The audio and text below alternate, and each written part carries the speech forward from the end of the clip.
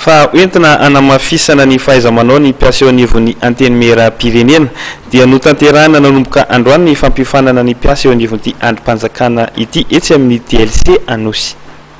Ny fandraharana sy ny fandaminana ny asa eo anivon'ny antenimera-pirenena no ifantohan'ny fiofanana karakarain'ny vondrony parlementaire avy amin'ny tany mampiasa manontolo na ampahany teny frantsay miaraka amin'ny université en Saint-Gor.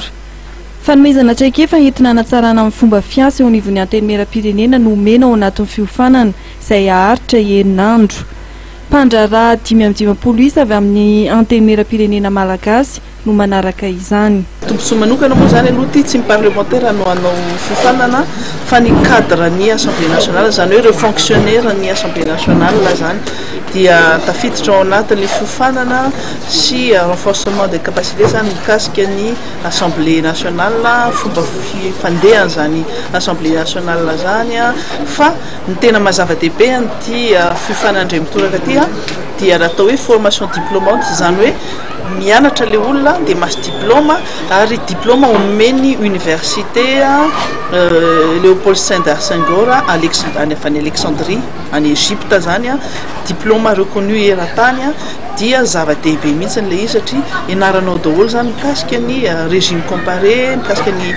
parlement any amin'ny firenena francophone rehetra fa zava-dehibe ho an'ireo cadre ny Assemblée nationale ireo zany. Fampitana ny fomba fitantanana ara-politika amin'ny tany teny frantsay, ny asan'ny antenimera-pirenena amin'ny ampanao lalàna sy mpanara-maso ny asan'ny fahefanam-panatanteraka, ny satan'ny mpiasan'ny antenimera-pirenena, ny momba ny fandaminana ny lalàna sy ny asan'ny voamera, ny momba ny fanofanana fivorimbe azon'ny be somary ohatrehany, fifandraisana ivelan'ny antenimera ary momba ny APF na ny Assemblée parlementaire de la francophonie. Ireo no anisan'ny lohahevitra dinihana mandritra ny fiofanan'ny mpandraran'ny antenimera-pirenena izay toto-saina etsy amin'ny TLC Anosy. Aorian'ny fiofanana dia omena mari-pahaizana avy amin'ny université en Saint-Gor ny mpiofana.